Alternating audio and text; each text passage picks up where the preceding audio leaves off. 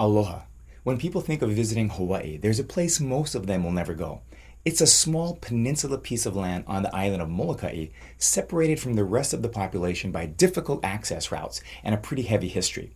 It's a place called Kalaupapa, and I learned the secret of contentment there. Kalaupapa was where the nation of Hawaii sent people with leprosy, what we now call Hansen's disease, to live in exile. Father Damien settled there in 1873, responding to a call to serve for the rest of his life.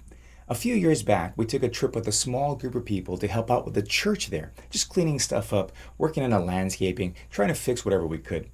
On Sunday, they had a service and had invited me to speak, so I prepared a brief message, not really knowing how long it should be or who was going to be there, but I was ready to teach. That morning, there were about 10 or 12 of us total gathered together to worship. About half the congregation were the residents themselves. The service began with song.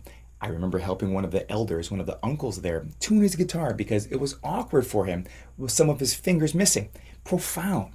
It was a beautiful time of praise and worship, just incredible. Right after that, the uncle brought out his old Bible and began to read some scriptures. And then he asked if anyone had any prayer requests or praise reports. And one by one, the people began to share their requests and their needs. And I realized that they had forgotten about the message they had asked me to give. I was about to raise my hand when one of the residents, an elderly lady with facial and body features who were just dramatically marked by the disease, she began to speak. And she said this. She said, "I'm just thankful for today. I'm thankful for the sun and the beauty around us. I'm grateful we can be together here in worship. I'm grateful for each of you. I'm thankful for my life." And I just sat there. We all sat there, kind of just stunned. It was the purest heart of contentment I had ever experienced, and it had come from a person who, to me, had lived a life in exile, like separation, sadness, and by the world standards, she shouldn't have been in the place that she was.